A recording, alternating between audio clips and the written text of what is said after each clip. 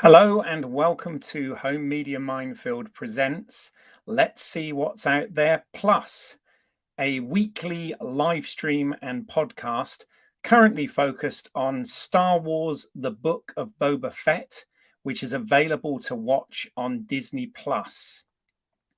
In tonight's episode, we are going to be having a spoiler-filled discussion around Chapter 3, The Streets of Mos Espa, or as I think it should be called, The Streets of Mods Vespers. But we'll come on to that later, I'm sure.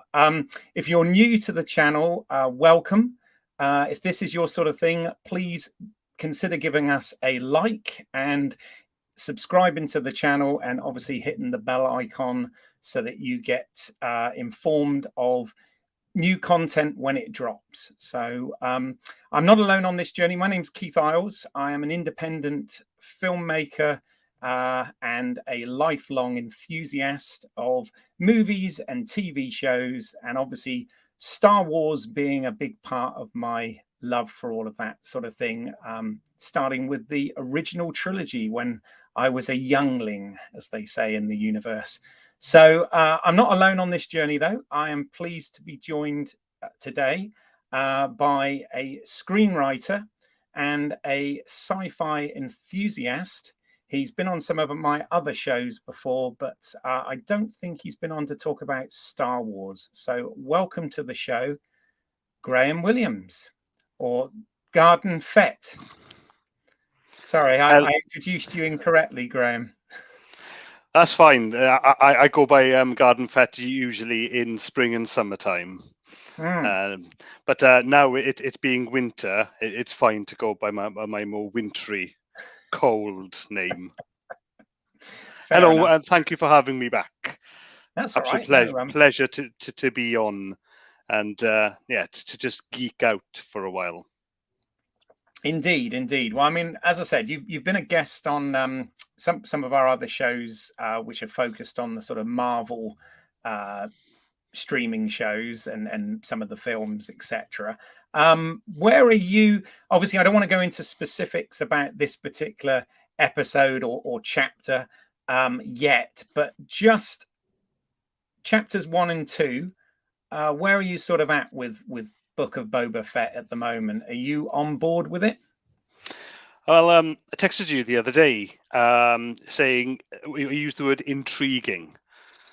I think that's where I was with episode 2, or chapter 2, you should say, which is the longer one, which gives us a lot more backstory. And this chapter 3 in particular really ramped it up a bit for me as well. So still intriguing. Not quite episodic, but I'm sure we'll get into the chat there as well. They're doing things differently, and I'm really glad they are. If you look at other series like good series like Breaking Bad and then Better Call Saul, there's a real shift in gears, in speed, in tone, and I'm seeing the same with the obvious comparison with The Mandalorian. You'll never be able to decouple anything now that comes within this time period and this galaxy far away from The Mandalorian now. That set the bar, the tone and everything. So a shift. Glad they're doing it. But again, I'm sure as we go through episode 3, we'll really get into the specifics. That we'll really deep dive into the bacta tank, right? No, absolutely, definitely back to the bacta tank for sure. And we all need that occasionally. But yeah, speak for yourself. I'm obviously playing with the format with these streams that are going out at the moment, and I'm trying to have sort of a different guest each week, just to sort of try and get a mixture of opinions and just try and mix it up and keep it interesting as far as that sort of thing is concerned. But what we usually do as part of this is we just, for any audience watching out there, if you're finding this later than it's gone out, just a really brief synopsis of what happened in this episode. So Graham, you may fire when ready. Okay, here we go. We open at the exterior of Boba Fett's palace, where Matt Berry droid gives the morning report to Boba and Fennec Shand, which brings us, the audience, up to speed.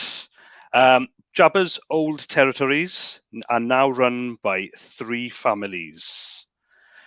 Once that morning report is over, we are introduced to the inimitable Stephen Root, a sly watermonger, who, after being insulted multiple times, petitions for riddance of a street gang who was stealing water from him. Boba accepts the petition, even though Stephen Root is further insulted. We hit the streets of Mos Espa. Boba interrogates aforementioned street gang as they mooch about, drink water, and try to look cyborg badass around some brightly coloured funky mopeds. Boba learns this gang have no jobs and are unable to pay the exorbitant fees Stephen Root charges for water. Boba asks these teenage cyborg Vespa riders to work for him. Stephen Root is further insulted when Boba makes him an offer he can't refuse. Cue titles. The palace, we're queued up for the next installment of Boba's backstory and are transported, as we've come to now accustomed to, through the Bacta tank. Boba dreams again of his youth surrounded by oceans and rain, and then we're back to backstory present day. Newly initiated, Boba leaves the Tusken camp to cross the vast dune sea and to the familiar Mos Eisley. With a callback to the Mandalorian, the stormtrooper helmets on spikes, we again meet the Pikes. Boba discusses protection money with the head Pike on behalf of the Tuskens of the Dunes, now all one party. A deal is made. Boba tells head Pike he's going after the Speeder Pike gang. But an epic reveal has Boba return to the camp to find burning tents and slain Tuskens and Banthas. In mourning, Boba ceremoniously makes a funeral pyre of his late family and rides back out over the Dune Sea. We and Boba are literally then dragged to the present by the big black Wookiee Chrysanthemum. The feisty hirsute behemoth doesn't just kick ass, he throws, swipes, roars, bites, and punches ass, using his snazzy lightning knuckle dusters. Boba, the teenage cyborg Vespa riders, and the 2 Gamorrean can't put him down. It takes Fennec to drop him into the Rancor pit. Go Fennec. Later, at dinner, Don Boba Fett strategizes with Fennec, only to be interrupted by the Hutt twins bearing a gift of Danny Trejo and a baby Rancor. The twins tell Boba they're leaving Tatooine to return to Hutta, and a new syndicate now runs things, according to the mayor of Mos Espa. Boba releases Chrysanthemum, but first with a quip, it's just business. Before actually getting on with business with the mayor, there's some Trejo bonding, and Rancor bonding too in the pit for Boba. Who knew they could become so loving? Down at the mayor's office, Boba and Fennec circumvent the security system of the mayor's chambers, only to find them empty, not just of the mayor, but also his wily majordomo, who has just left the building. A CGI chase ensues. The majordomo flees through the streets of Mos Espa, only to be chased by the teenage cyborg Vespa riders. They eventually capture the majordomo, where he tells them that the mayor is now working with the Pikes. Cut to ninja Pikes arriving by spaceship and by the dozen in Reservoir Dogs style slow-mo. Cockney Borg, one of the teenage cyborg Vespa riders, hollow informs Boba and Fennec of the ninja Pike's arrival. They are going to war. Boba will be ready. End credits. Very good indeed. Yes, very good. Very concise, and yeah, it's brought everybody up to speed. I think you've definitely got the right accent for it. You know, for these read-alongs. You know. Well, why? Thank you. I think the baritone could help with that as well.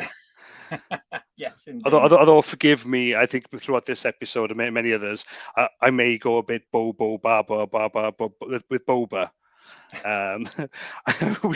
we may have to go there. It's sometimes easier with Star Trek names than it is with with Star Wars names. Yes, yeah. Fair enough. Fair enough. Well, now is time before we really get into it ourselves, just to thank the maker. And this week's episode was directed by Robert Rodriguez once again, and was written by series showrunner Jon Favreau. We talked about them in more depth on the last episode, so I won't go into that now. But I always want to sort of pull out some specific guest stars and whatever from the episode. And I think you mentioned both of these by name, in fact. So we had Stephen Root there playing a character called Lawther Peel. Stephen, very well-known actor for things like Office Space, Dodgeball. He was in that HBO show Barry, which I was a big fan of. So he's been around quite a lot. So he brings some fairly significant acting chops to this show, and seemed like he was having lots of fun in doing so. And I have to say, I wish I had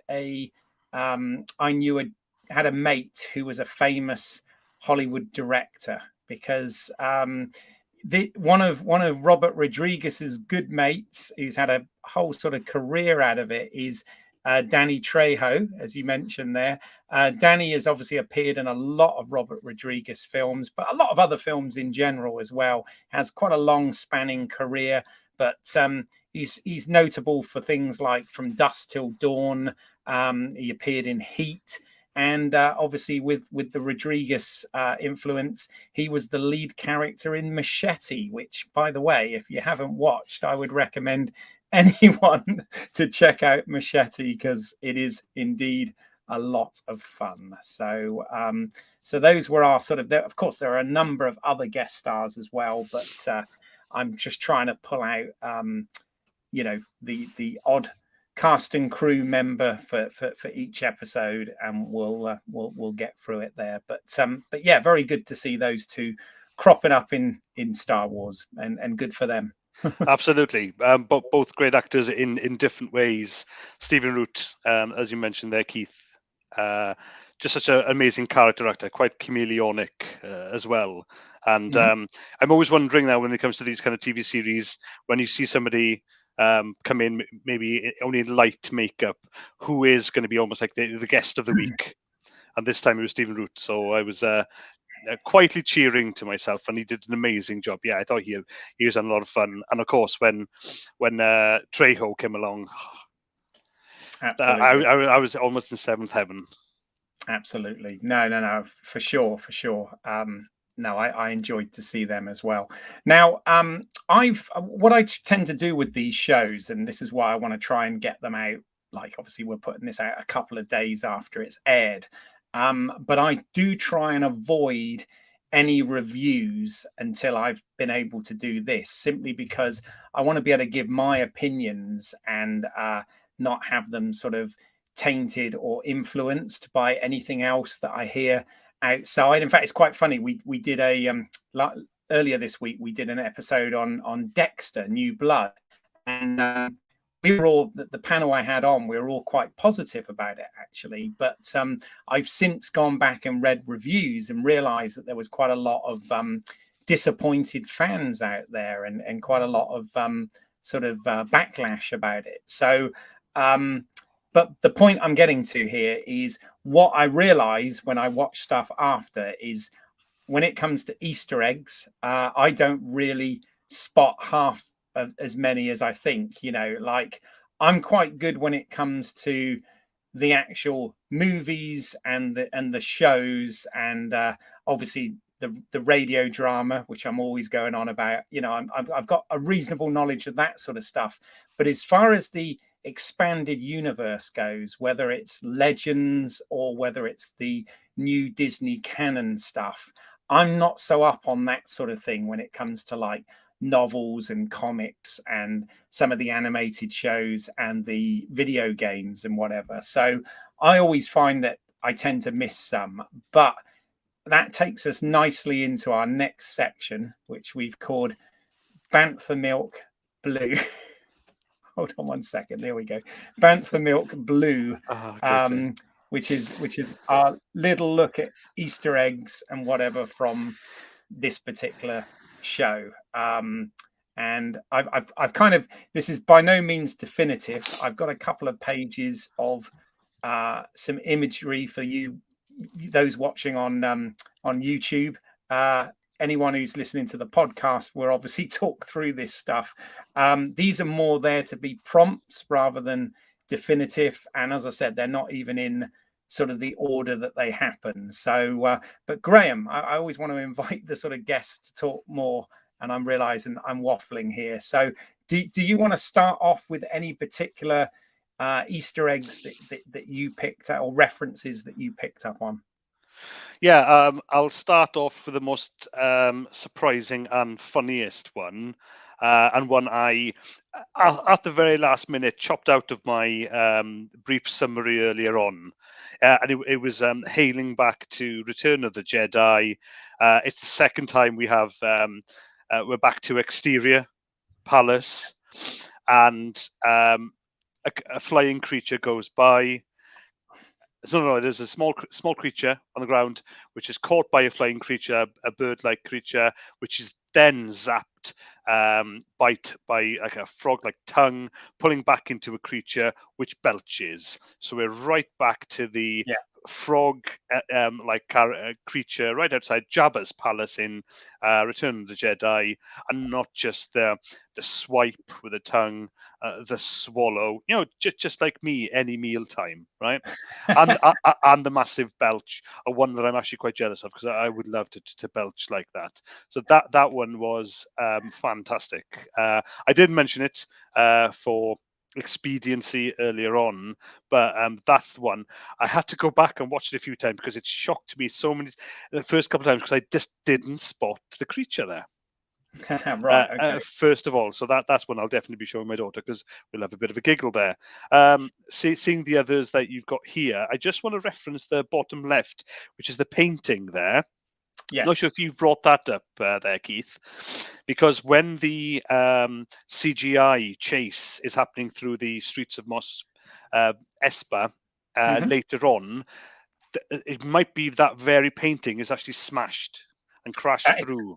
That is correct. That's why I brought it up. That is actually an original Ralph McQuarrie concept piece of art that they had. And what they did is, obviously they removed Luke Skywalker from that picture, because of course he's in this conceptual piece, but they removed him for obvious reasons from that. And they had some people porting that along, and obviously one of the bikes run straight through it. So that was definitely one of the reasons that I put that up there. I have to say, one of the things I love about the show, and I didn't put any examples of those in any of the slides here, but I'm loving the conceptual artwork that they have for the credits at the end. Obviously they did the same on The Mandalorian, and I really appreciate that sort of stuff. I, for one, geeking out each week. I'm staying through the credits at the end to pour over those art pieces. We had them with The Mandalorian. I was lucky enough last year to get an annual calendar, which had the conceptual art from Mandalorian season 1. So if my wife just happens to watch this later on, that is a blatant hint for this coming Christmas for a Boba Fett one, by the way. There you go. You mean she's not watching? She may very well be, but we have to be in separate rooms, so we're not disturbing each other as well. Although I have invited her on to one of these, so I may still wear her down, or I may just have a Boba Fett calendar this Christmas. There you go. I hope that, I know you've got a long time to wait, because we've only just started 2022. But hey, that would be nice if you going into 2023, you've got that indeed Boba Fett conceptual art calendar. That would be great. Yeah. Some of the others just on this, as I said, these are all kind of random orders sort of thing. But obviously, you mentioned in your summary of the story that we do indeed see the stormtrooper helmets on the spikes, which obviously harkens back to the Mandalorian as well. We see that, and of course, this obviously tells us that we're set just after Return of the Jedi in these flashback parts, in the fall of the Empire and whatever. But also, there was actually a character there that was walking along in the background with some droids, which is Peli Orin, I think is the name of the character. Hold on a second, I should have written this down. She's the mechanic. Yes, that's right. Mechanic with the droids, from the Mandalorian, but good to see that they're keeping continuity with Tatooine, Mos Espa as well. So yeah, it was good. It was neat as well to have her involved. Exactly. I think I got the name. Sorry, it's Peli Motto. I should have had that in front of me. Sorry, Peli Motto was the character name. So leaving with the pit droids, etc. So that was quite a neat one there. Obviously, we of course get the Rancor, which you've already mentioned, and obviously plays a major part in the story here. Of course, the Rancor originally from Return of the Jedi. Jabba's palace doesn't have one because Luke obviously killed that one, and we have a dormant one here. That's bought. The irony of that scene really made me laugh because they bring the Rancor in on a repulsor field vehicle like that, right next to the two huts being carried by those poor buggers. I'm sure they're like, what? But and then of course, I know this is called Bantha Milk Blue, but there's the blue liquid at the dinner table there, which actually isn't Bantha milk. Apparently, that is Sposhka, which is, and I only know this because I found this out for when we were doing the Mandalorian. It's the drink that Cobb Vanth, which was Timothy Oliphant's character, is drinking in the season 2 of the Mandalorian, and it obviously makes an appearance here as well. So a nice bit of continuity, I guess, which is good. Are there any others that you can sort of think of off the top of your head, Graham? Gosh, there's a few more, but as you heard from my summary earlier on, there were actually not just Star Wars references. Really started getting into the gangster and the families. Terminology being used here. So there was some Godfather references and other mob movies that we of our generation at least are familiar with. But on the Star Wars ones, with on the subject of the Rancor, there I did hear reference to the witches of Dathomir riding the Rancors through the forests. Maybe think of the Clone Wars animated series. Right, nicely spotted. Okay. And the Night Sisters there, that surprised me, and I went, okay, I don't remember seeing any Rancors there, but who cares, right? If we can see Boba Fett riding this Rancor with Danny Trejo, leading behind with a lead, literally, or I don't know, because it's a calf Rancor, so maybe he'll have a cloth to wipe up after him. That's just gonna be an awesome. It's actually going to be outdo the Mandalorian on a blurg. And if we can see again Boba Fett on a Rancor, that's going to be geek juice everywhere, really, isn't it, Keith? Absolutely. Well, I've actually got another slide here, and I do think I have a shot there again for those just listening on audio.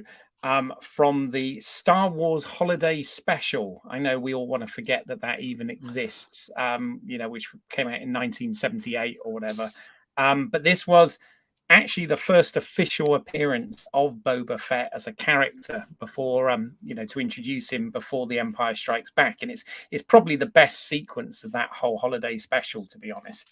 But in that, you see him riding I think they call it a mythosaur, which is a massive creature. And I noticed that Boba Fett does say to Danny Trejo's Rancor Keeper that that he's ridden bigger before. So I'm not sure if that was a direct reference to that, but I'm sure it is somewhat of an Easter egg there. So that was quite a nice bit of business as well, I think. Other things, obviously, it's not really an Easter egg as such, but we do see an appearance by Daniel Logan, who played young Boba Fett in the prequel films. They've obviously superimposed his face onto the window as we see Jango Fett leaving in Slave One as part of his dream sequence. And I'm just wondering whether that's actually, that may have been the last time that until the battle on Geonosis, where obviously Django gets decapitated by Mace Windu, but whether or not that was when he was leaving for Coruscant or whatever. Most likely, yeah. I'm sure it's going to come back. I'm sure it's going to come back. The other thing he mentions as well when he's talking about the Rancor, he does mention about feeding it a Ronto. And I'm lucky enough to have been to Galaxy's Edge in the States to actually visit the Star Wars land that they've got there, and you really do. I've talked about it before. You sort of everything around you buy things in credits, and even the Coke cans are in Arabish and whatever, so you feel like you're in the Star Wars world. And one of the things that you can order is a Ronto burger or a Ronto wrap, I think it was that I had. Tastes like chicken, surprisingly.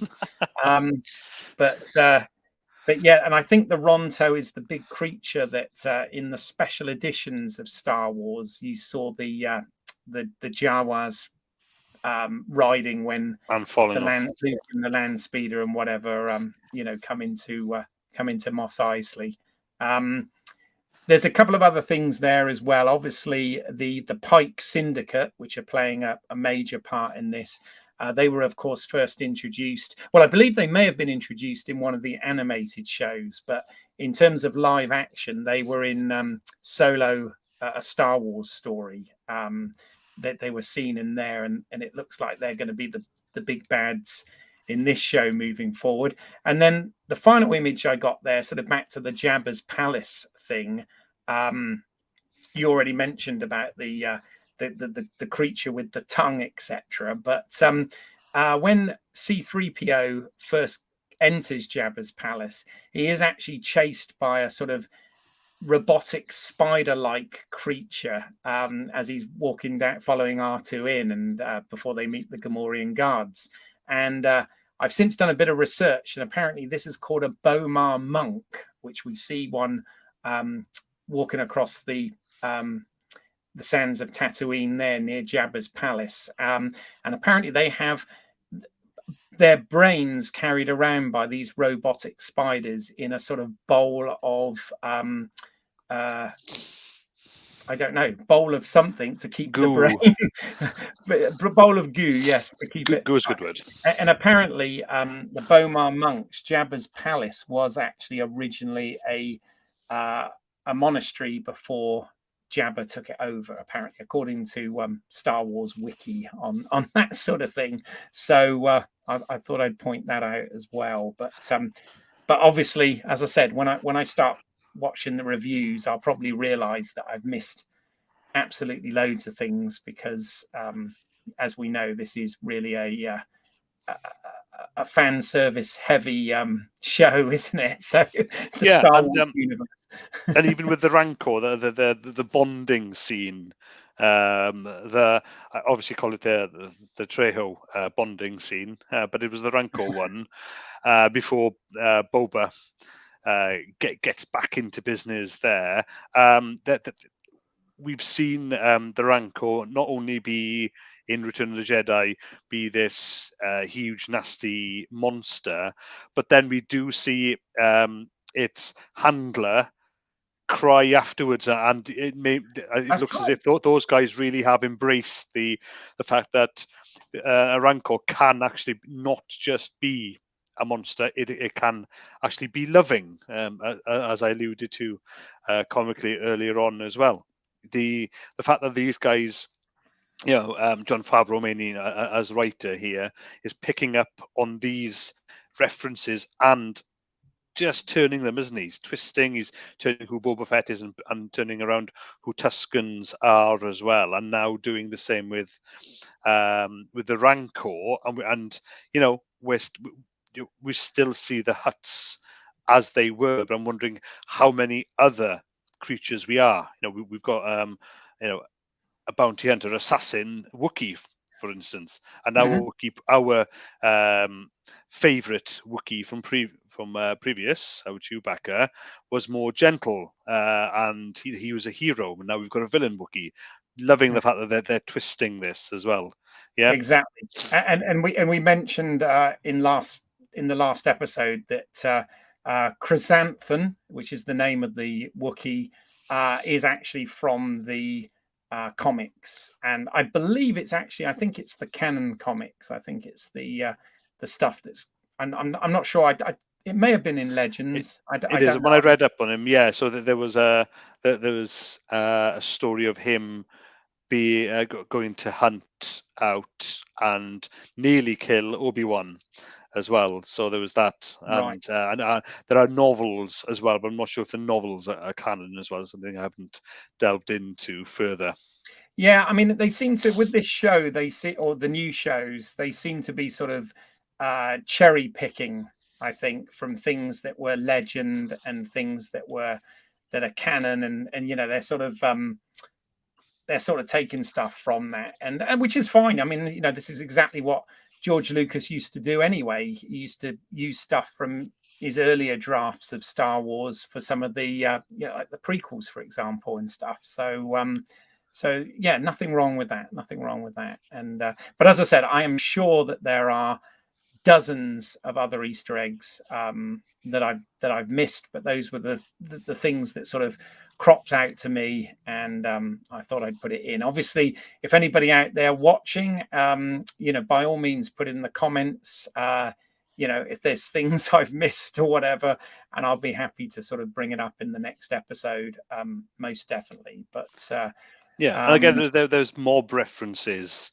It's just business being one of the main ones. Mention of families often there, Keith. mhm, Harping back to famously Godfather, and as we record and release this episode, Godfather 50 years is yeah, coming up. So yes, which I'm looking forward to. apt, very much so, very much so. Quite extremely apt as well. That very much, as I mentioned, it was Don Boba. There very much is that, and we saw from the trailers leading up to the series that we may have this mob-esque. I was hoping not so politically minded as the prequels were. Thankfully, Mhm. we've been spared that, but we're getting a lot of them, and a lot of the dialogue this episode. You could literally just draw back from other movies. Oh yeah, no, I mean I'm sure John Favreau is a massive film geek himself, and I'm sure that like you said, there are things drawn from the Godfather. We even mentioned that in the last episode, but also just the thing with the stormtrooper helmets on the spikes. I saw one of those. Where they go behind the scenes and whatever, and there's a bit where he's actually saying that's referencing Apocalypse Now, basically, with the helmets on the spikes and all of that sort of stuff. So yeah, there'll be, and of course, the obvious one we talked about in the last episode was Dances with Wolves, which there's a lot of influence there with the Tusken Raider tribes, and sort of fleshing that out from the savages that they were portrayed as in Lawrence the of other movie. Arabia, you could argue too. Yeah, Lawrence of Arabia, yeah, very with much the, so. with the train stuff. There's lots of that sort of stuff. But anyway, this is the portion of the show now which we call From a Certain Point of View, and this is where we really talk about what we actually thought of this episode. We've obviously credited the creatives. we've done a bit of a synopsis. We've talked about Easter eggs and references to the wider Star Wars universe and other properties, etc. But this is any nitpicks, problems, whether we're liking the show or not. As you're the guest, Greg, because I've got a lot of thoughts on this, but as you're the guest, I'd like to give you the chair first on this one to start off the conversation. So, Sure. how did you feel about this? Yeah, this third episode was definitely preempting my usual 4-episode rule, which is do I stick to a season? Yeah, but which is not to say that the previous 2 were bad in any way. They were just intriguing, and I was just trying to get used to them. Really, no. This one, it really it bopped along at a great pace. Really open a few things up, but mainly it's because of that that report at the beginning. It just gave you literally the lay of the land. But Boba and his decisions and his actions really are setting his tone, and Fennec Shan's beginning to trust more in him. But there was action mixed in here as well, and I think it's laid now more a foundation. Also, there was a huge surprise to me, and it was done amazingly well, with a big reveal. We'll pull back to show the Tuscan camp burning and everyone dead, because I'd thought, especially from the chapter 2, that we'd have more with the backstory. We'd have more of his. He's had his initiation now, but his assimilation into that culture, and I thought he would take them, place it. He would literally lead them, but obviously that's taken a major step back. So that was a surprise. So effectively, there's a surprise there. There was a surprise with the Hutts wanting to leave. So they twisted things nicely, but not in any. Apart from that one, apart from actually, basically killing off the his tribe, the ones that eventually, not just saved him but trusted him and built him up to be a new man. Yeah, so he was. But for me, he was bounty hunter previously. I think that they change him to be the Boba Fett we see in present day. Yeah, because we've obviously got the split narrative at the moment, past and present, as it were. Yeah. So that was a shock, but other minor twists in the story have made it far more interesting rather than just intriguing. And within some intriguing stories, you get you kind of plod through them, but you switch off. But with this one, it really has made me more excited to watch chapter 4. Okay. Yeah. Okay. That's interesting. Yeah. There, but also, just on that, while because you mentioned about the split narrative there, and I just wondered what your thoughts are about this, because obviously we've seen this done in film and television before, and the episodic ones that sort of spring to mind are obviously Lost, and CW did it with Arrow for like the first 5 seasons or whatever. But are you, because do you think they're doing that split narrative well, or do you think it's a little bit kind of like last week felt more sort of weighted on the flashback part rather than the present, and then this week's felt more sort of weighted on the present than the flashback? And I just wondered, obviously, yeah, we're filling in the gaps up to where we saw him in the Mandalorian, but do you think, in terms of structurally, whether that's been handled well or not? Yes. Because I must admit, I'm thinking, I almost wish that the shows were a bit longer. Last week's one was a little longer, but this week's we were back to just over sort of 35 minutes or whatever it is.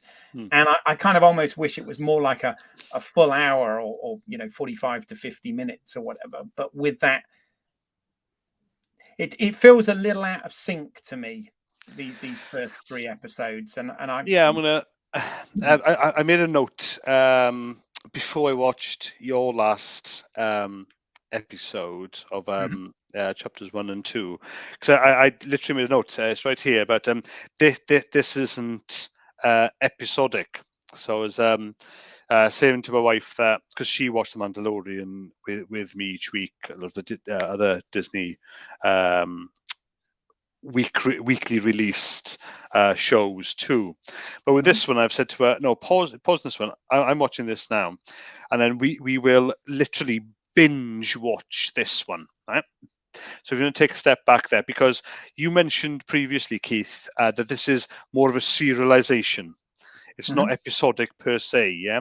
So for me, just on that alone, the split narrative works perfectly, yeah? And the fact it was weighted heavily last week was a surprise as a viewer, but it in no way turned me off. It was just like, okay, this is different. This has piqued my interest. Yeah, this week with a bit more plot, a lot more humor, and a bit more action.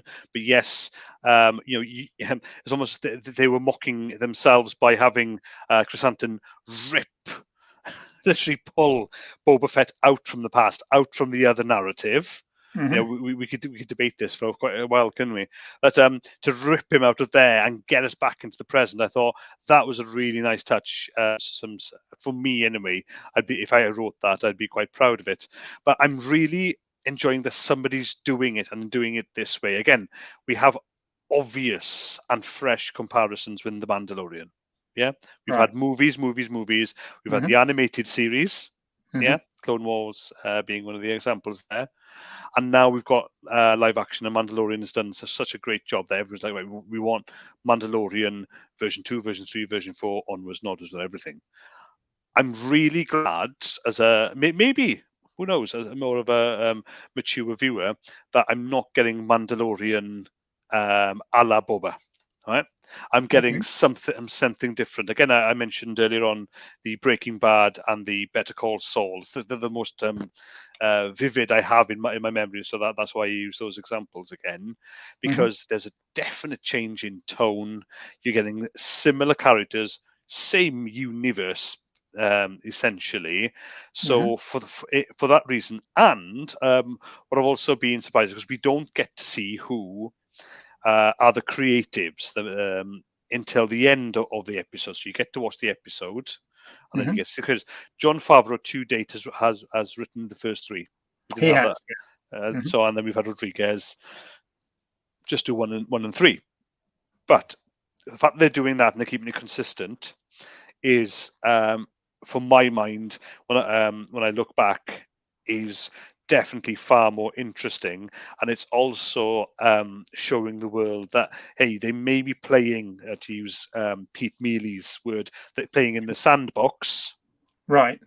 No pun intended. With the sand dunes.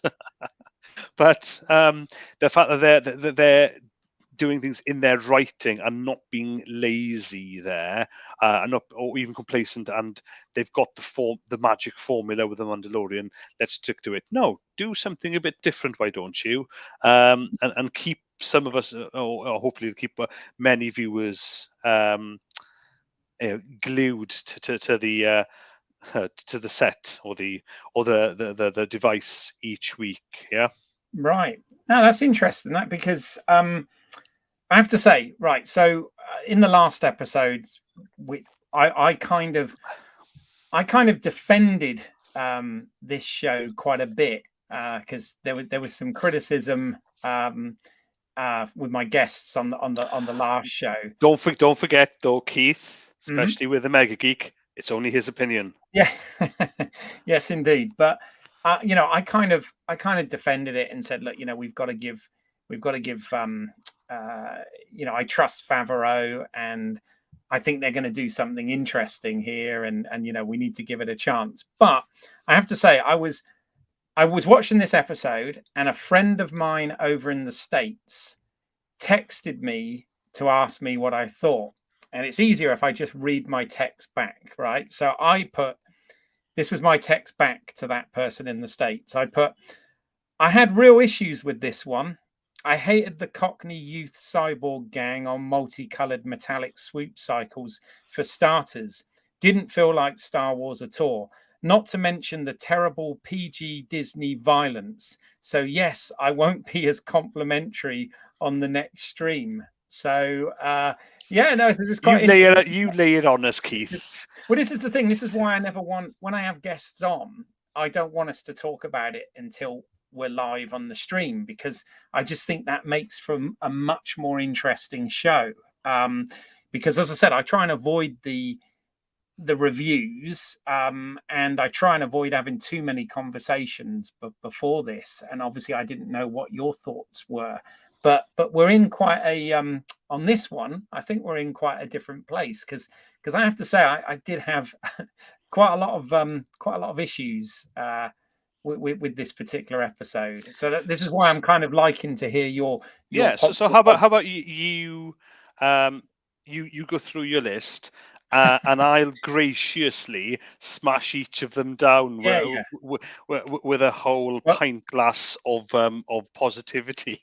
There you go. I mean, I realise, you know, we're already longer than the episode itself was, but that's what we're here for, right? And do you want me to get on my Vespa? Yes, yeah. All right. Well, here's the thing. Okay, let's start with that. Because I had some issues with the pacing of this, and with the action in this, and with some repetitiveness of this. But we'll tackle them one at a time. First of all, I didn't. Okay, I know we've obviously seen cyborgs in Star Wars before. That's part of the world. You know, Vader was a cyborg. Luke had a cybernetic hand, you know, after Empire Strikes Back. Fennec Shand has got cybernetic parts since, you know, when she came back in The Mandalorian. And even in the expanded universe, I remember there was in the old comics, the classic comics, there was a character called Valance the Hunter, who was a cyborg, and you know, that's fine. So I'm not saying that cyborgs aren't right in Star Wars, but the issue I had with this is I felt like these guys were kind of, and it's going to be very Rodriguez here. It was kind of like Battle Alita meets Spy Kids. I sort of felt, and I found it, especially with the you know, mod 60s style mod like scooters changed into, you know, swoop bikes or speeder bikes or whatever for this, you know, with the metallic bright colors and whatever. I'm not saying it's not Star Wars in terms of, if that was on Coruscant or something, it would feel right. But I think seeing it on Tatooine, where we've got, you know, Star Wars has always been about, especially on the outer worlds, used space. You know, that term that they always had, where everything felt worn and old and lived in, and all of this. And I don't know. I found this group kind of a bit jarring. Okay, it felt a bit, as I said, Spy Kiddie to me. The other thing was, actually, no. Let's get into that one, Keith, because I can't really disagree with you. I guess I'm looking at the whole here, again, looking at the first three together, the first two chapters together, and yeah, I can't disagree that it really, you know, that it popped into my head, and that's why I used it in my summary. The what did I call them again? The teenage cyborg Vespa riders, because they were all different colors, almost like they're the Teenage Mutant Turtles, right? Because yeah, so what's a Vespa doing in Mos Espa apart from actually having alliteration, and a lot of bad poets out there use it, right? Yeah, you know, for the chase scene later on that we had in the episode, wasn't the greatest. I had to, second time in viewing, had to look at it as a bit more comedic than action filled. Yeah, and as I said, the cyborg, the Cockney Borg fella. Yeah, That I that mean, was slightly, but I guess because the whole episode and the three and the other chapters and the chapters before are pushing me through to four. I'm just going to give Favreau and team cut them some slack there, but okay. yeah, I think with shades, yeah, with maybe you have rose tinted glasses, Yeah, let's go for some scratched lenses next time. We can yeah, actually view back on this chapter, so I can't disagree with you there. It was a bit funny, peculiar more than fun, and I try to look at it as yeah. funny, ha It, ha. it, Yeah. it it's just like like the guy, he even calls Boba Fett mate at one point, and all of this, and in his Cockney accent. And I suppose, I mean, I was trying to think of this objectively, and I suppose it's no different to this ship's sister in the original film. Mm, That sometimes accents and colloquialisms and all of that sort of thing get used, and um, it changes. But I don't know. I just, they felt like they were out of a different movie to me. It did not mm, feel like it sort of belonged. So I had a bit of an issue with that. The other thing was, one of the things that I've always said about all Star Wars, and even if I've not particularly enjoyed the films or the writing and all of the characters in some of them, I've always said, and I've always maintained all along, that from a production point of view, everything is flawless and looks perfect. The visual effects, the sound design, everything about it. But I have to say, the chase sequence that we had in this, there was no kinetic action that you're used to in Star Wars. Like, when we've seen speeder bikes or swoops or any kind of chase thing, even the train that we had last week, yeah, there's always kind of speed. George Lucas was obsessed with speed, wasn't he? Whether it was mm.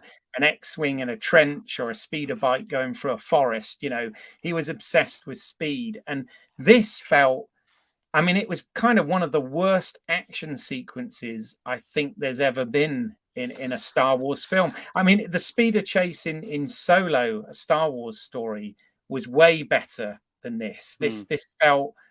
This felt very slow and uninspiring. So I was quite disappointed with it, and I thought it looked.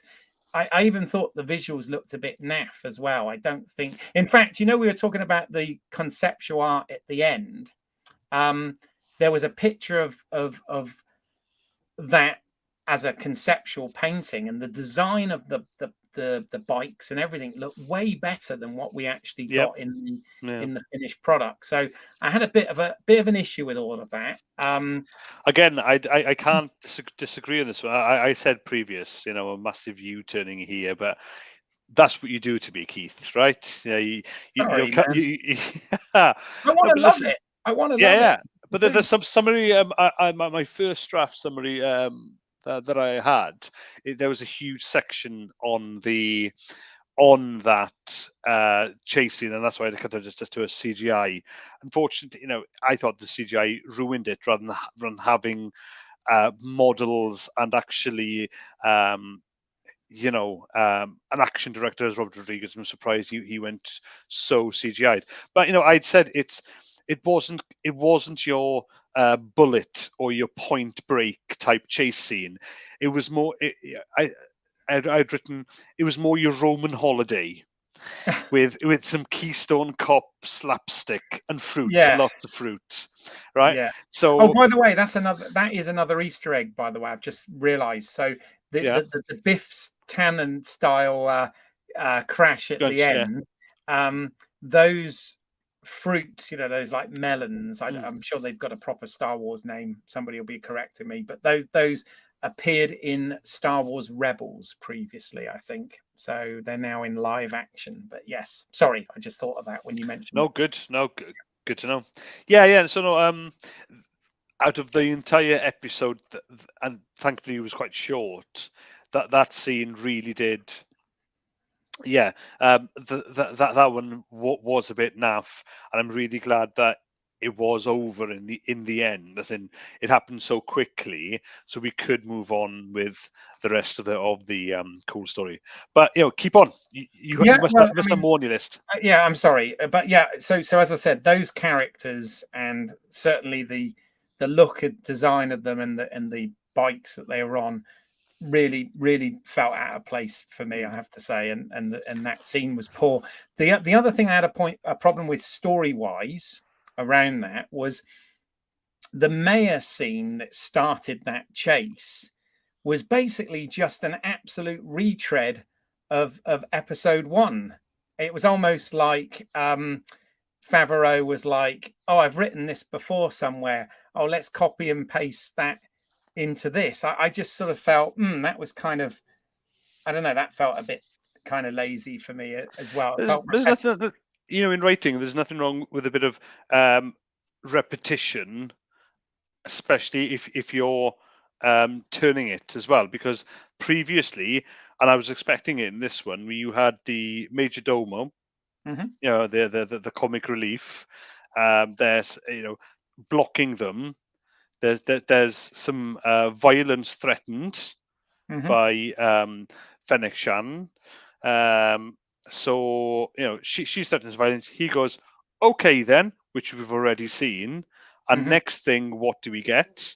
They are they're there's a chase scene because he has actually outwitted them. So that is fine for me. That kind of repetition, you've seen it before. You think you know where it's going. No, actually, there's a twist. Yeah. Again, if I wrote that, I'd actually be proud of that because I was leading the audience one way and then surprising them with another way. Yeah.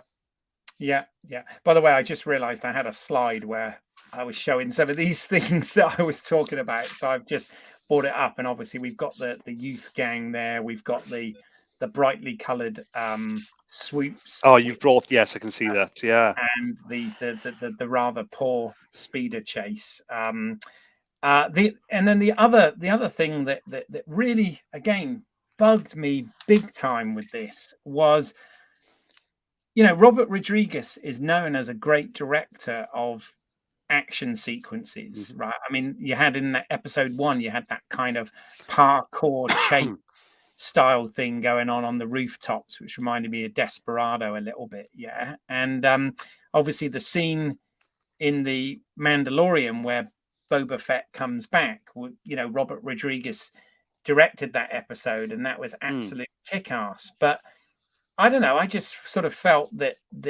this was really poorly directed, and what I mean is the whole Krasatan fight in Jabba's palace in the Bacta chamber. Yeah, um, that fight felt or seemed to me again pretty bad, and not it didn't make a lot of sense, because when they were fighting him, they basically, like in old films and everything and old TV shows where you'd get everybody kind of surrounding them and having a go one at a time, circle around him. I sort of felt that was the case here. And obviously, even though there was, I said this last week, the Disneyfication, if you like, of the violence, the sort of PG-13 violence. Obviously, we don't get any blood or anything, even though they're slashing away with knives and all of this Yeah. sort of darky stuff. We can't all go Logan now that it has happened, right? No, that's true. That's true. But I don't know. I felt that fight wasn't very well done. And the other thing that I had a real problem with is they didn't explain how he got in there. How he got past the Gamorrean guards and the gang and all of this sort of thing. How he actually got into Boba Fett's Bacta chamber, which is within the heart of the the palace, right? Hmm. And then the other thing is we've obviously got this more charitable Boba Fett at the moment, and I argued a lot with Ian on the last one about, you were saying that Boba Fett was a different character to what had been set up, and I sort of said, Hmm. well, really, there's only been about 3 minutes of screen time that set Boba Fett up, in the original trilogy, and then obviously we saw him as a kid in the prequels and stuff, but a lot of the other stuff that's been written about him is sort of expanded universe, non-canon stuff. But in this case, I did sort of think to myself, so the Gamorrean guards let a Wookiee assassin in to kill, or a Wookiee assassin managed to get by him. One of those Gamorrean guards gets injured in the fight, and the first thing Boba Fett says is, "Oh, put him in my Bacta tank so he can heal." And even I thought, would Boba Fett do that? I don't know, but again, I'm probably being nitpicky here, but I'm just saying what the things that bothered me, and that was something else that I had a bit of an issue with. I don't know whether you can counter it Yeah. for me. I'd love it. Okay. So on Chrysanthemum there, Yeah, I don't know. I'll start off with, "Hey man, he's a pro." Okay, yeah, yeah, sure. that aside, you've never watched To Catch a Thief, maybe Pink Panther, or even any of the Mission Impossible movies, not non Star Wars universe. If you wanna assassinate somebody and you want to get in somewhere, and you're gonna do it basically. So I'm so super easy with that. The fact that he got in and where he was, only now then another part is only after watching this episode a couple times and then reading the geek blogs and info sites out there just to find out who this Wookiee is. Yeah, he was he's highly experienced bounty hunter and assassin as well, hired by Jabba previously, hired by Vader and the Empire previously as well. So this Hmm. guy's going to know his way around Jabba's palace, and he's also going to know his way around how to get into places. So absolutely zero problem there. Hmm. But with the fight scene you mentioned, old movies and old TV series. Yeah, having watched a few Japanese Edo period, Hmm. samurai movies. Yeah, which is a Even lot of influence in this yeah, from. absolutely, yeah. Yeah, yeah, Even Kurosawa ones. yeah. Actually, you could even argue all the way to the 1970s with Enter the Dragon with Bruce Lee. Those fight scenes were built. You can see there was one fella, and then you'd one, two. You'd have all those guys in a circle attacking. If that's where they were playing it at, I'm good with that. They were attacking. Okay. Um, these teenage cyborg Vespa riders, right? They're not really fighters. They got some small, street type weapons, little daggers and chains, and the like. So going against this vicious Wookiee who's just beaten the crap out of Boba Fett there, who's really gave it a go. I'm easy there because not that I've been in many fight scenes in my lifetime. I'm a lover, not a fighter. But you get something of that size and menace coming at you. I don't know whether I would literally just run away, Oh or yeah, I'd find a way to try and bear hug him or find out where his genitals were and really just smash them through his body. I'd love to think that was the first thing I would think of, just to do that. But then what if he was a she, and we were looking at a completely different uh, yeah. biology here. But the point is, they're screaming and shouting. I thought it was quite kinetic, and the fact that it was quite bruising, especially what happened to Boba.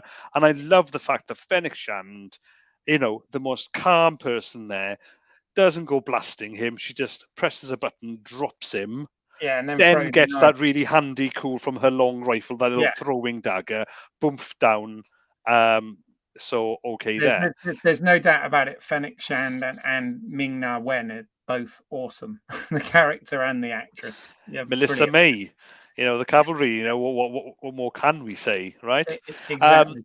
But on Boba Fett, I listened to you guys from last week, and Keith, from me, for starting off with, we've only had about, what did you say, 3 minutes of Boba Fett previously? Something One like of the that. coolest, Yeah. Christ, I'm wearing Boba Fett socks, for heaven's sake, right? Because on the strength of those 3 minutes, just Yeah. ultra cool guy. So effectively, he's a blank slate. If you've got non-canon fans writing novels about him, that shows that, right? Yeah. So, as I said to you, my theory, and so it's a personal theory after all, is that he may have been more cold-blooded. The smart bounty hunter. He outthinks Han Solo in one of Han Solo's most craftiest moments in Empire, where the trash, from the Star Destroyer gets thrown Yeah. out or gets let loose. The Millennium Falcon fires away. Wait a minute, so does Slave One. Yeah. No, Awesome, he right? gets to jump on all the other bounty hunters. Yeah, Right, absolutely. yeah, he does, right? But him there to having this backstory, I know we're looping back to what we said earlier, but to him having those moments nearly dying, in the Sarlacc's pit, escaping, and then being the pajamas, but having the Tuscans rescue him and show him something different.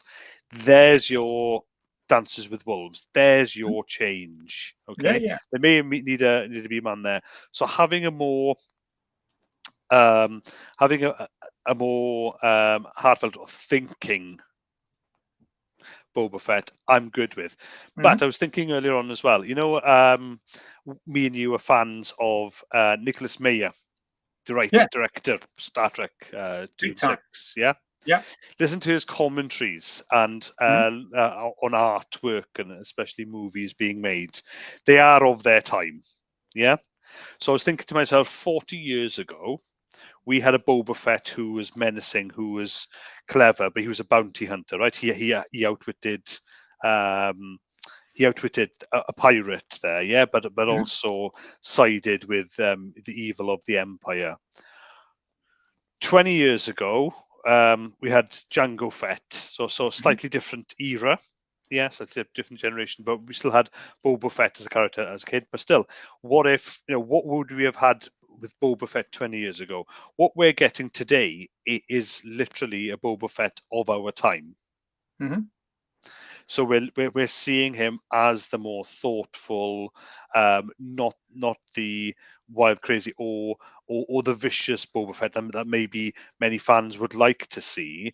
We're seeing him actually be a lot more mature. He's been played by a much more older, mature actor as it is anyway. And I was thinking as well on Nicholas Mayer's words that in 20 years' time, if we had a time machine, how would Boba Fett be written and portrayed in 20 years' time with all the changes that are happening with our world right now, culturally, with gender and all the rest of it, and fighting for equality after all? What would we get then? So having this Boba Fett is very much different, I think, maybe to me, you, and a lot of our mates from our age group who, at 4 years old, how old was I? Yeah, I was 5 years old actually when Empire hits cinemas. And growing up in, going through school, going, yeah, nobody wanted to be Darth Vader then. Really, we all wanted to be, Han Solo or Chewbacca when we played in the schoolyard, right? When we did imagination games. That's what we grew up as. We grew up with this really cool Boba Fett guy. Yeah. But we're getting that now with it through the through the eye lens, then through the lens of this 2021 2022 viewpoint. Yep. So, those are my thoughts there. So, he is still kick ass. It's really tough to put the man down, but Yeah. he's then stopping, and I think the Tuscan Raiders, they really did something to him to make him this compassionate man. Again, back to this chapter, we had so many references, especially around the table, to family that he bought. He is on this Don character. He is a daimyo. After all, she's a feudal lord from Edo period Japan, right? So we're getting that, but he's not embracing that as a reckless or a vicious ruler. He's doing from a compassionate ruler. He's already stated his manifesto. If it wasn't last episode, it was the first chapter, the first chapter to say who he's going to be. He's already said that, and I, for one, do rest easy with that, and finding it really interesting. No, that's good. I mean, this is an interesting conversation we're having. As I said, I found it a bit sort of slow and repetitive, and I was disappointed. The other thing I was surprised by, actually, is I'm surprised that Boba wasn't more badly hurt. And the reason I say that is obviously he was not only whacked and squeezed and all of this by a Wookiee, right? But a Wookiee with electrified knuckle dusters. Lightning. Yeah, exactly. And I just sort of thought, okay, I would have thought he'd be. I thought he'd be the one who'd need to go in the back to tank again. You know what I mean? So, but he gave it to the Gamorrean, which, as I said, a bit of compassion. Yeah, I suppose so. But yeah, that's a nitpick in some ways. I that we realize, didn't have. yeah, I realize a lot of my stuff is nitpicking. I'm just going on. This is, as I said, I've not heard any other reviews. I don't know whether one person, the person who texted me about the and I don't like naming because in case I'm shaming them, but the person in the States who texted me is not really enjoying Book of Boba Fett. He's again of our sort of generation, and I think he said that there's issues with Robert Rodriguez, and I have to say, I mean, I personally didn't think this was up to scratch, if I'm honest, both on the writing side and the directing side. And I've got great respect for both Robert Rodriguez and Jon Favreau. I'm a fan of both of them, but I was a bit disappointed by this. But then hey, it's storytelling. I'm still, even though I was disappointed, it was my least favorite of the three so far. I realize we've still got another, 4 episodes to go. So I'm open-minded enough to I know there's a plan here. I like the fact the gaps are filling up, and I was as surprised as you were, actually, that the Tuscan story ended as soon as it did, because I thought there was going to be more to that. But then again, we don't know that there isn't. Am I right as well? When he did the sort of funeral pyre for them, we saw the leader and whatever, but we didn't see the girl Tuscan Raider, right? We did not. No, to me, we only saw 3 Tuscans at most, and because we saw a couple just tied up to a tent. But yeah, there was a close up of the chief, right? As he were the head of the tribe there. No, we didn't. I think because of the as he does mention that they are the one. No, we're not talking Matrix here. They are as a whole rather than tribal, which was the previous episode. He says that to the head pike. In the backstory there, so there are more of them, and I feel we have yet to see the end there, because I hope they will bring us up to Mandalorian time frame there. Yes. But no, there's still a lot more, because he's still on his mission, isn't he? Just because his tribe have been slain, he still has his mission to go after. I can't remember their name now. The not the Toks. The bikers. Yeah. I think it's called the Nikto Gang, or something like that. But yes, there's obviously that. I mean, there's a lot of threads still. Also, in fact, this is going to take us very nicely into the speculation part, I think. So let's never tell me the odds, or I've got a bad feeling about this, depending on your point of view. But one thing I'll start with as a question is: did you believe the Hutts? In their leaving, Hmm. or about the syndicate? Well, both actually. Obviously, They are leaving, yes. yeah. The syndicate, yes, as well. I think that was exposition more than politics. If I'm wrong, so be it.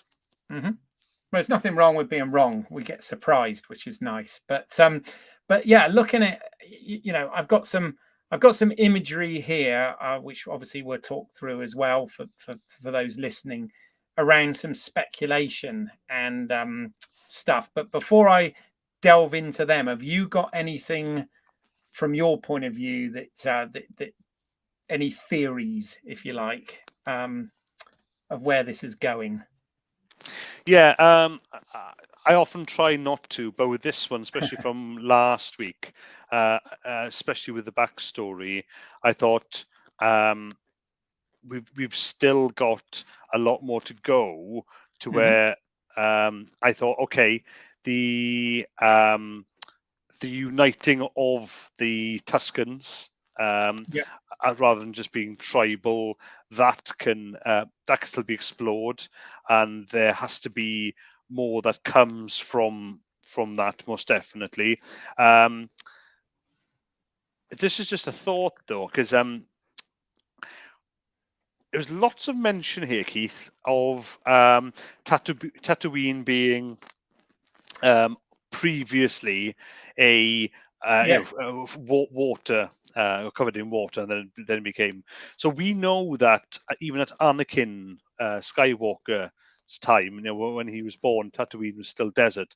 So I'm wondering, why are they heavily referencing that? Yes. And we're getting Boba Fett's dream of him being at home, and he's referenced the fact that he comes from a planet that is filled with oceans. I mean, it's always oceans and rain. Yeah, moody. If that's all it is for a bit of mood setting, then so be it.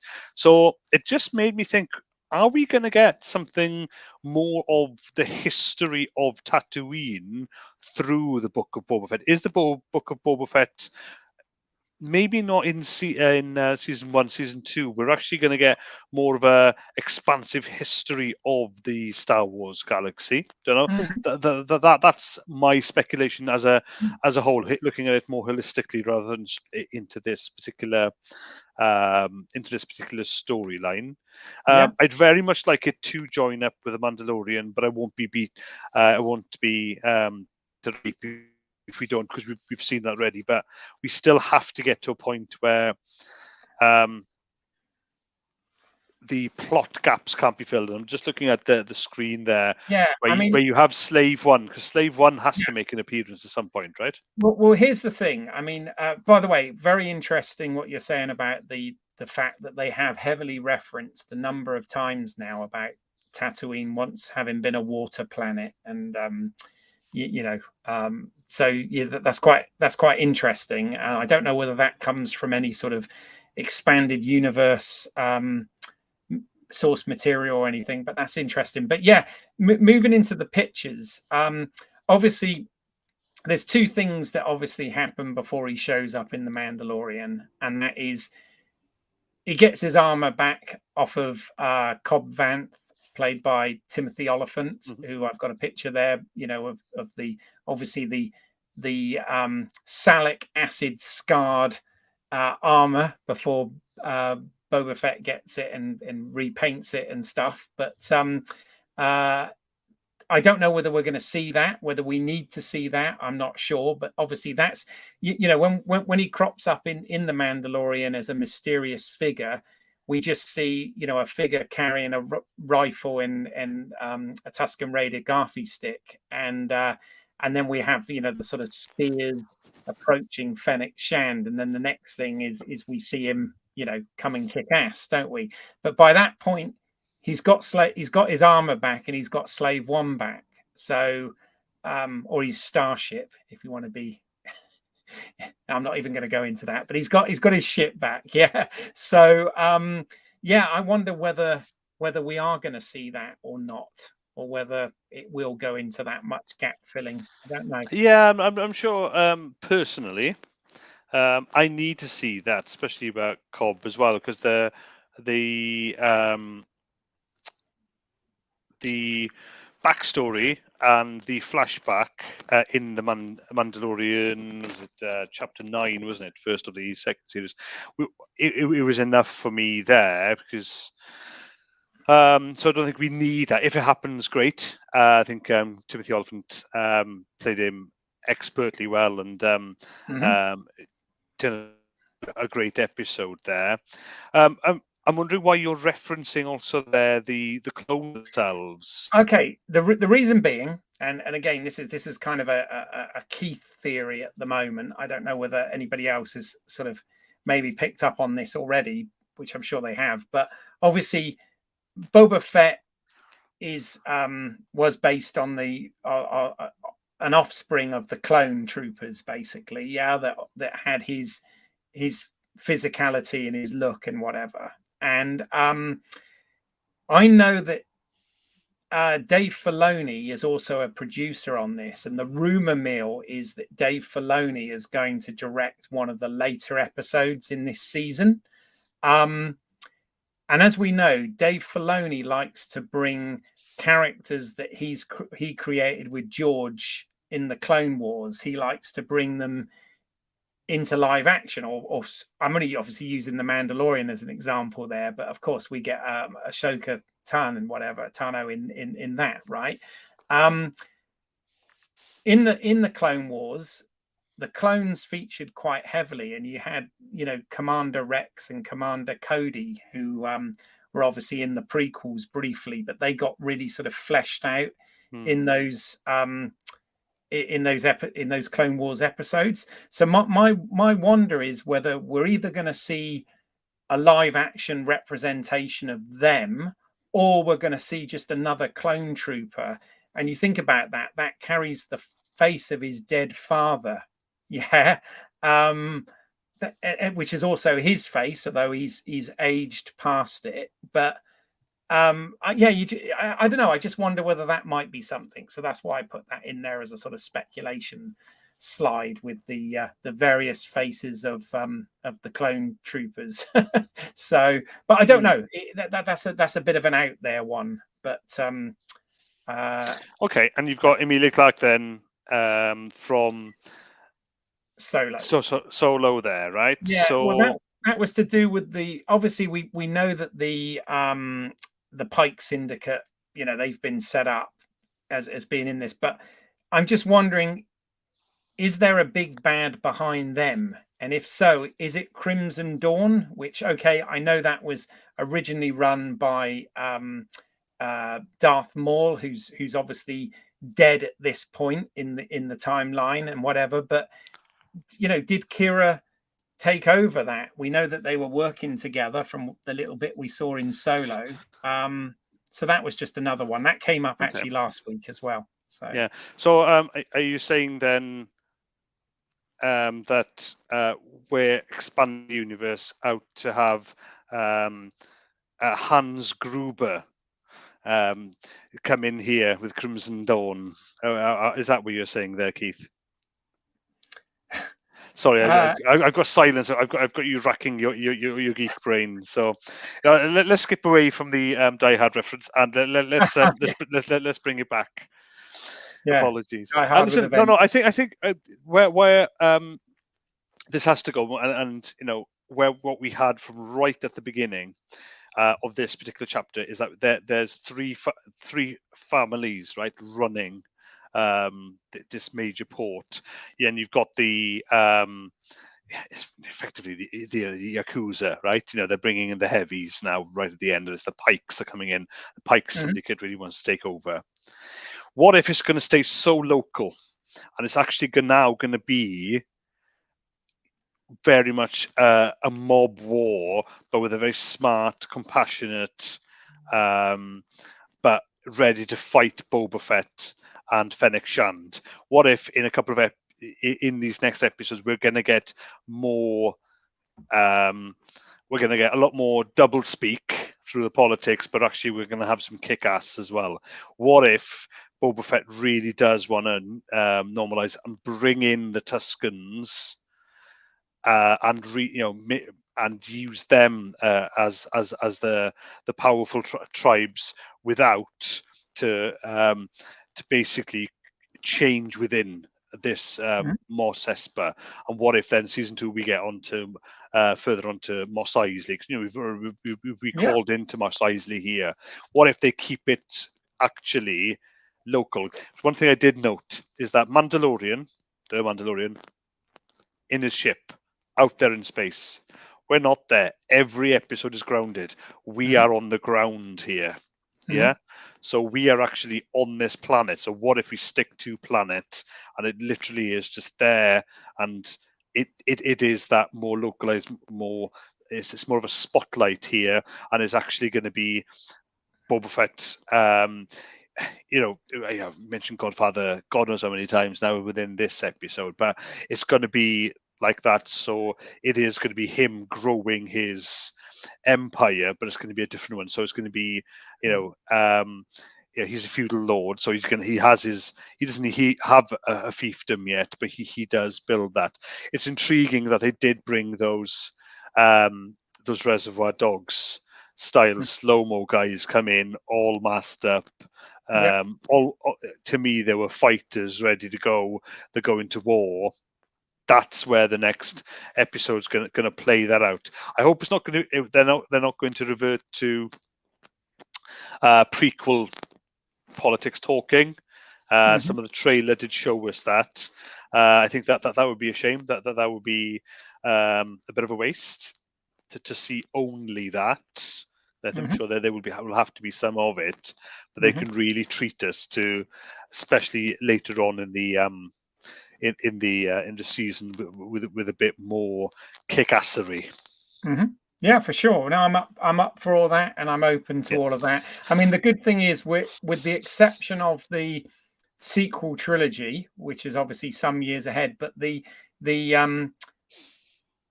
non-flashback stuff in this is actually as far forward as we've ever been, isn't it? In this timeline. So it's taken beyond. And obviously, there's still a long time before anything from the prequels, which is often another part of the galaxy anyway. So, sorry, the sequels, should I say? So yeah, I guess anything goes, and it will be good to see where they take it. And apparently, I mean, I'm if you read all the sort of blogs and everything about it, Filoni and Favreau have a plan with the Mandalorian and the show and whatever, and it's gonna go somewhere and cross over somewhere at some point. So it'll be interesting to see. I mean, that kind of I think that kind of wraps it up, really. I mean, plus we've gone nearly 90 minutes on this, but anybody watching out there, what do you think? Put it in the comments, and we'll be happy to respond to that sort of thing. Just a little bit of housekeeping stuff before I go. So obviously, you can contact us directly. We have a Gmail account, which is lswotcast@gmail.com. So lswotcast@gmail.com. Obviously short for let's see what's out there. You can obviously find us as well on social media at LSWOTcast. This channel, of course, is Home Media Minefield. You can find us on social media at Home Media Minefield anywhere. We obviously, as well as doing these live streams, we've covered Marvel shows on this as well, and various films and TV shows. But we also do reviews on physical media, Blu-ray, 4K, DVD, that sort of thing. So check that out. I also have another YouTube channel called British Isles. That's EYLES, as in my last name. And that has some short films and anthology series of short films called the Urban Chiller Tales on that. So please check that out. I am also working on a feature at the moment called Car Cam. And please also check out other things on our channel. Recently, we did I mentioned earlier, we spoke about the series Dexter New Blood, as well as the original series of Dexter as well. We had a panel and a discussion on that. So yeah, please check that out on the channel as well. And in terms of upcoming, I'm currently working on, I've got some guests together. We're going to do a Remembering to Scream live stream, which is going to be about the Scream franchise, obviously with the new film about to hit the cinemas next week. So those are some upcoming bits and pieces. So please tune in for that sort of thing. But we really thank you for watching. And Graham, thank you so much for coming and guesting on this episode. I really like to hear your perspective on things. And I kind of like the fact that we came at this one from a slightly different angle. And I think that made it fun. So you came up with some really good points. So thank you so much. Always a pleasure, Keith. Never a chore. So thanks for having me back. No worries. Well, I'm sure you'll be back on, future casts about Marvel or other bits and pieces, or maybe even this. We might do a retrospective wrap up or something at the end and get all the guests back. That would be good, if I can handle that many on here, but we'll see. But anyway, you can handle the truth of many, Keith. You can. Thank you. All right. Well, thanks, Graham. And thank you for watching. And we will speak to you at the next Home Media Minefield presents Let's See What's Out There live. Bye for now.